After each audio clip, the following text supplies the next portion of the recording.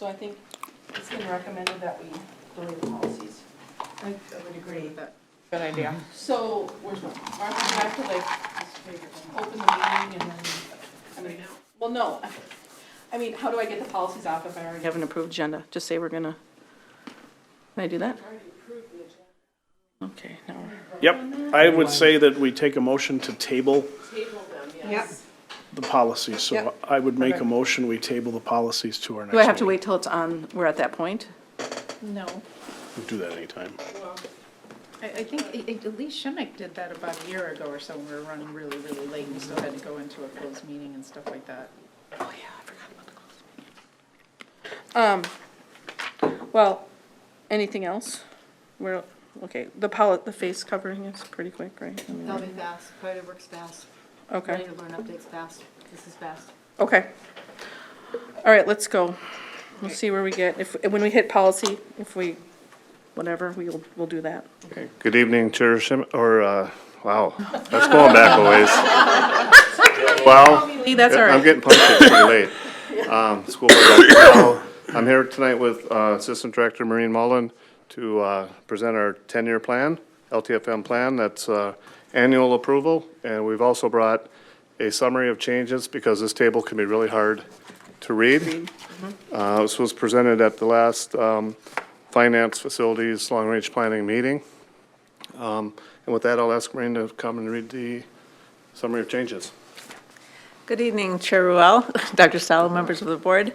So this is the summary of changes to the 2021-2022 LTFM project list. This was the same as was presented to the Finance and Facilities Committee.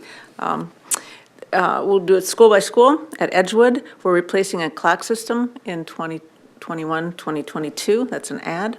Five Hawks, we have a catwalk demolition and storefront window system repairs to address water infiltration. We're moving that to 2024 because we are doing a lot of site work that will interface with that project really well. So that's a move. It's been in the LTFM system, just a move in the year.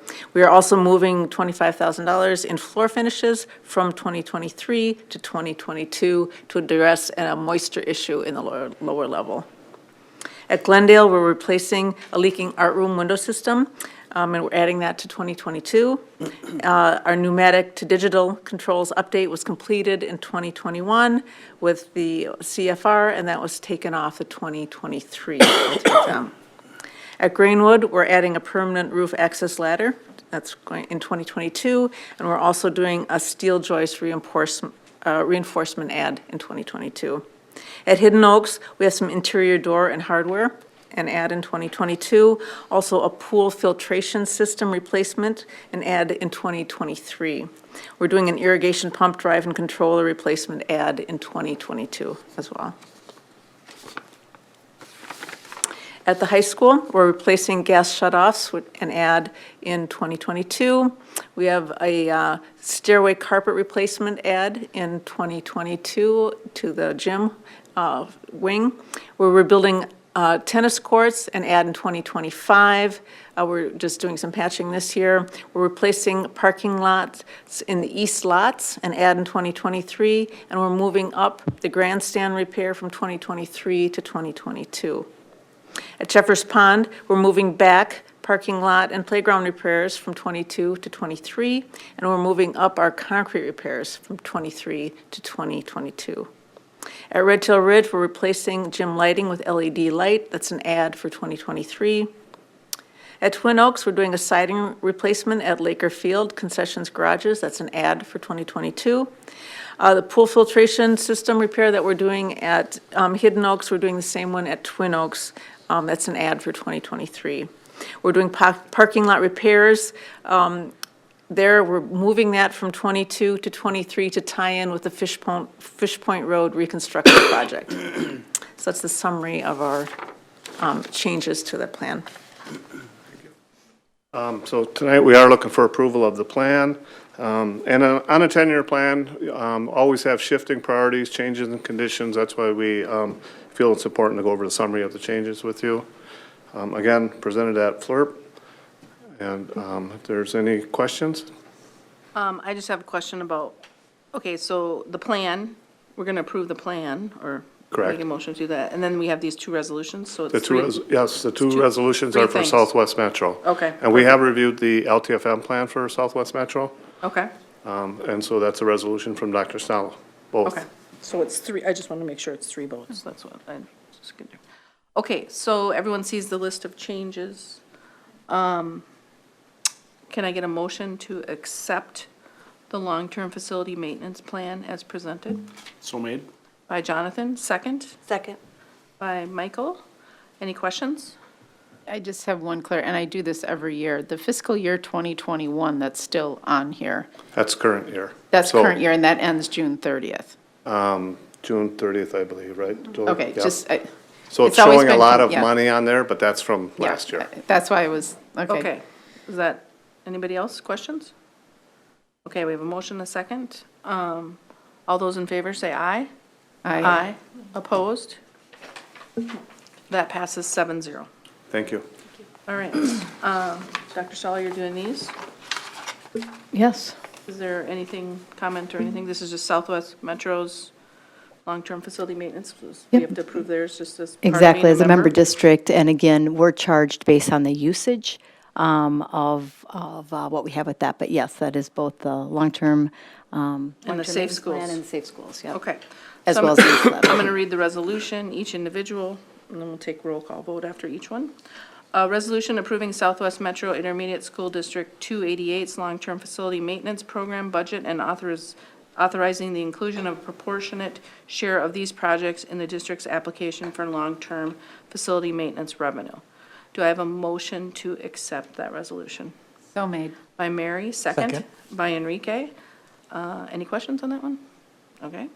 That is a roll call vote. Amy? Aye. Enrique? Aye. Michael? Aye. Jonathan? Aye. Mary? Aye. Aye. Aye. That passes 7-0. The next resolution is the approval of a resolution for safe schools for Southwest Metro. I'll read this one. The resolution approving Southwest Metro Intermediate School District Number 288 Safe School Program and authorizing the inclusion of a proportionate share of this program in the district's application for safe schools revenue. Do I have a motion to approve this resolution? So made. By Enrique, second. Second. By Mary. Any questions on this one? All right. Roll call vote. Michael? Aye. Jonathan? Aye. Mary? Aye. Julie? Aye. Amy? Aye. Enrique? Aye. Aye. That passes 7-0. On to approval of the district's organizational goals. Excellent, thank you very much, Chair Ruel and board members. At the May 24th board study session, I did review the draft of the priority work with you, and nothing has changed since then. So in front of you is the same document, and we, as we do every year, we bring that forward to you for approval, and that will be the work that we continue to do that drives our goals and action steps, and then we will be bringing updates to you on a regular basis. All right. As stated, this was presented at the May 24th study session, and we did have some discussion then.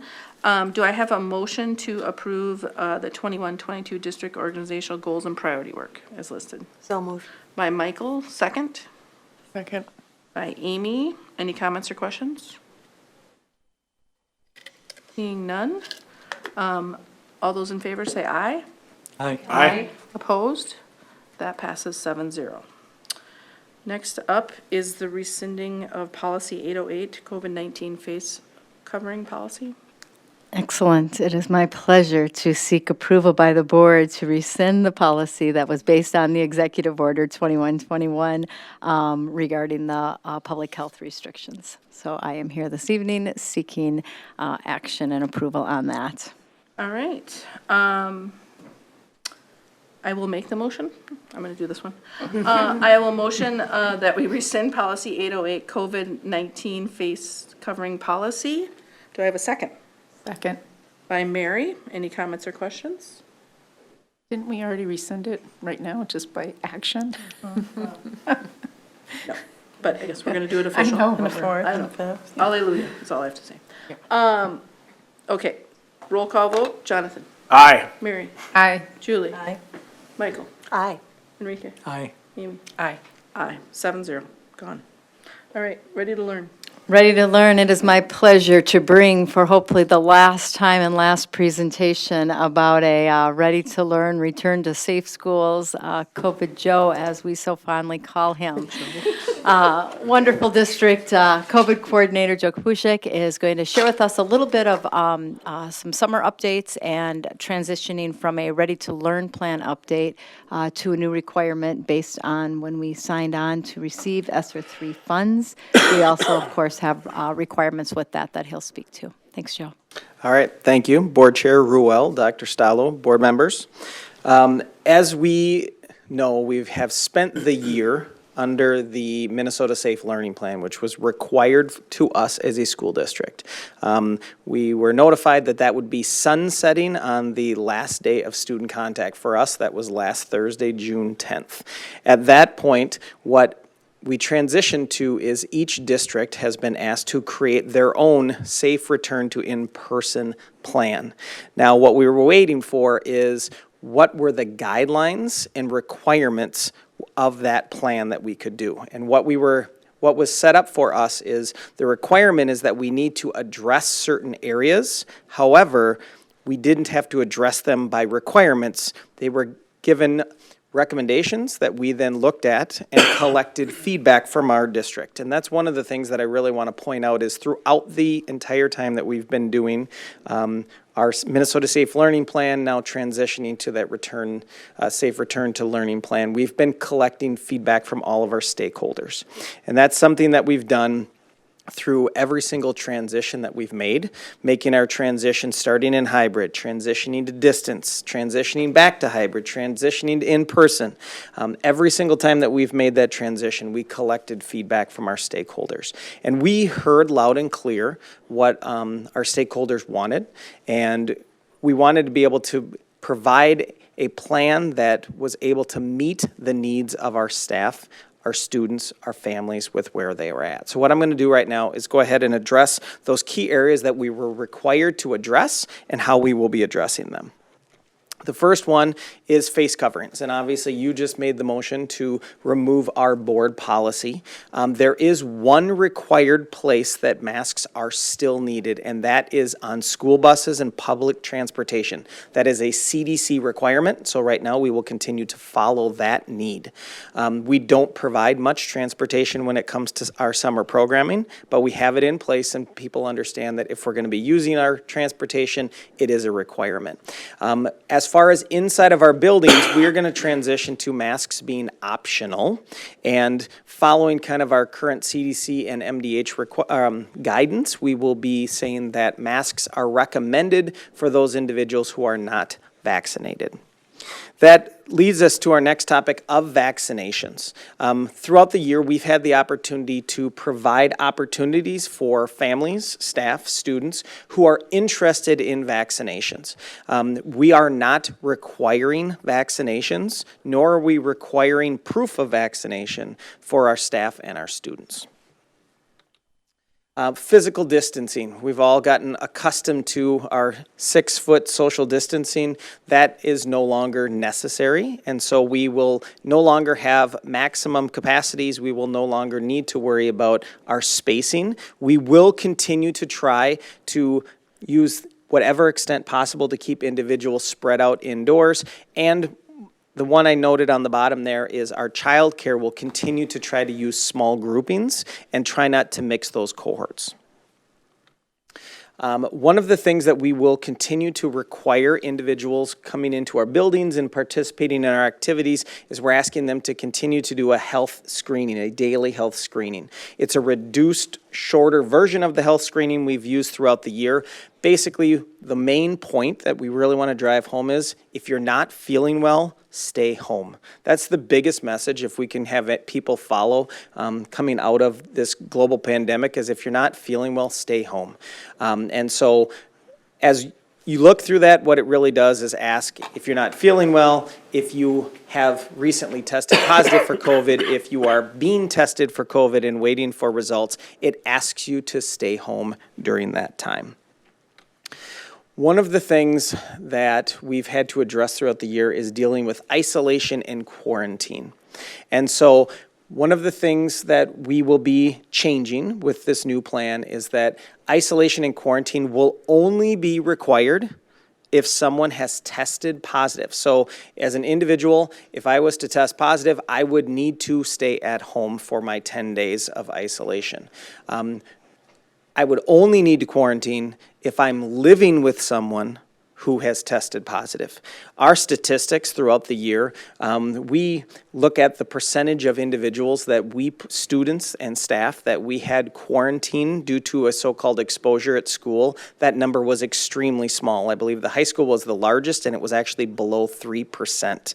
The middle schools and elementary were lower than that. However, if we look at household contacts and the number of people that were exposed at home, that number of people who ended up testing positive was over 50%. And so if there's a household exposure, that would be the one place that we're still asking and requiring a quarantine to happen. And again, that is if the individual is not fully vaccinated. If you are fully vaccinated, you do not need to quarantine. Following along with that, based on the statistics I just shared with you, we are not requiring any quarantine for any close contacts in the school building. So we don't have to worry about the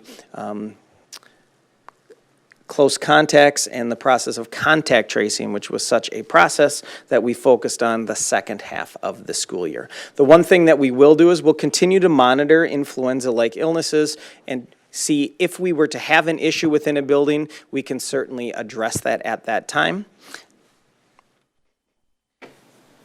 The last area that we are required to address in our plan is around testing. And so we will not be offering on-site testing for students and staff. We did offer our every 2-week testing for our staff. We're going to stop doing that. There are plenty of opportunities within the community. If people need to know where they can get tested, we have plenty of resources that we can share with our families and staff. And then the last piece that I'd like to share is just that as we transition into our summer programming, because again, that's what we're dealing with right now, is all of these things are going to be used for our summer programming. There may be some additional health and safety protocols that an individual program will share with the people that are attending. And with that, I would like to agree with Dr. Stallo that I feel this would be a great place to have the last COVID report. All right, thank you. Any questions? All right. Just a quick comment before you all congratulate him. Yeah. We will, so as part of the requirement when we accepted the ESSER 3 funds, we needed to share the safe return to in-person learning. And what MDE told us is most districts, if we followed the Minnesota Safe Learning Plan all year, and we could show that we have, had community engagement, collected information, use that in our continued planning, that would be, fit a lot of that requirement. But we wanted to be sure then that this all gets online, and then we'll also have a place for public comment should anybody want to share any input that they have with us, and that will be in place through June 21st. Thanks, Joe. Mm-hmm. Thank you, Joe. Appreciate it. Thank you. Hopefully you're retired now. 'Cause COVID. Hang up the COVID hat. You can hang up the COVID hat. Okay. Just that. I would maybe burn it. All right. Okay. Next up is the superintendent yearly evaluation public statement. I have a statement to read here. And we held a closed session on May 24th. And I was tasked with, writing this and had help with, Michael helped me here quite a bit. So I'm just going to read a statement based on Dr. Stallo. After an unbelievably challenging academic year, the school board of Prior Lake Savage Area Schools met for the evaluation of the superintendent, Dr. Terry Stallo. The board as a whole concluded that her performance this year exceeded expectations in almost every area. The evaluation meeting was held on Monday, May 24th, 2021. All members of the school board were present for the assessment discussion. All areas of Dr. Stallo's job, duties, and responsibility, as well as the operational plan and priority work based on the district's mission and strategic plan were reviewed. In a year like no other, Dr. Stallo led the district confidently. Her priority was the education and the social emotional well-being of every student and staff member. The burden of the pandemic weighed heavily this year. She was stretched as a leader, working continually with an intensity and at a pace that could not have been anticipated.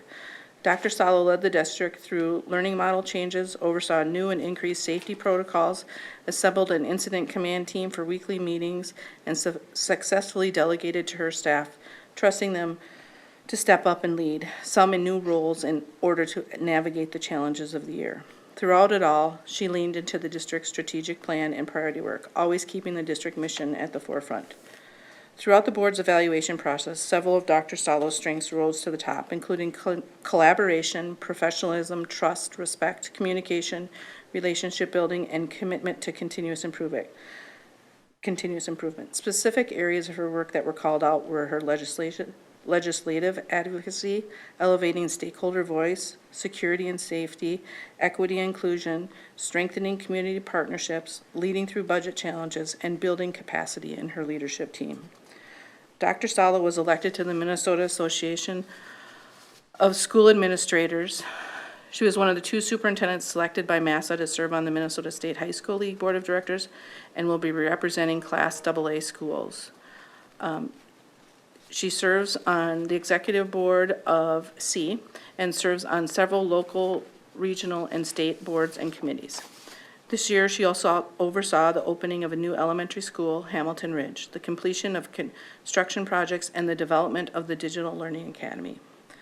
While the 2020-20 school year was fraught with challenges that could not be anticipated, Dr. Salo elevated herself to lead through adversity. She worked long hours side by side with her administrators and building leaders to maintain focus on the district's mission and strategic work. She led in a way that was flexible, responsive, and adaptive. She worked to increase stakeholder engagement.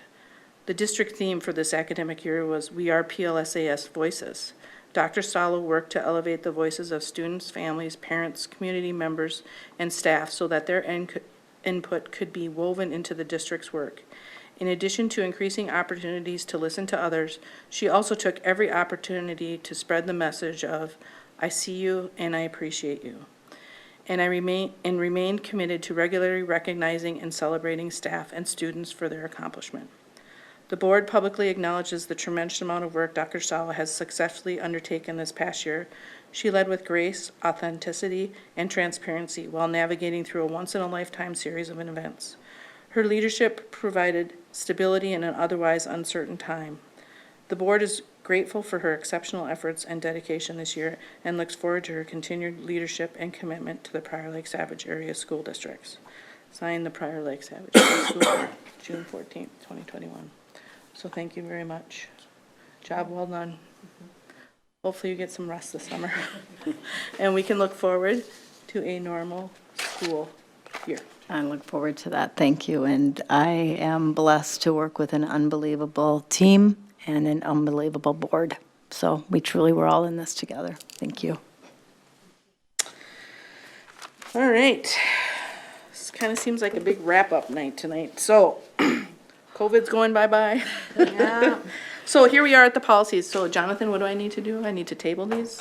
Well, I think we should put a motion on the table Yep. to talk about them and then table the motion Okay. to the next meeting. All So right. you can't table something if it's not a Not on motion there. yet. Right. Right, so somebody makes a motion, it gets seconded, and then Okay. Make the somebody makes a motion. motion to table it. So Okay. I move to accept all the policies as Red. read. Okay. May I just interrupt? Yeah. We're just reviewing the first ones, we're not voting on them in the first group? No, I think we're going to table the whole Just section. table Oh, the I whole, understand. table the whole thing. The Section. whole thing. The whole Thank you. policy section and just move it over. Got it. Anything under 12, basically, Okay. is going away. So, Jonathan, is there a second? Second. By Amy? Okay. And I would move that we table that discussion to next meeting. No, second that. Second by Mary. And it just needs a majority vote. Okay, all those in favor say aye. Aye. Opposed? 7-0. Okay, so we're on to administrative reports. Superintendent report? Not this evening. All right. Administrator reports? Nope. Board reports? I'm going to say no. Future events, we have the board Board Development Retreat, June 28th, from 4 to 8. And I will entertain a motion to close the meeting. I move to close the meeting. Mary, second. Second. Enrique, all those in favor say aye. Aye. Oh, and we're moving it to, discuss negotiation strategy, according to the open meeting law. That's why we're doing it. Thank you.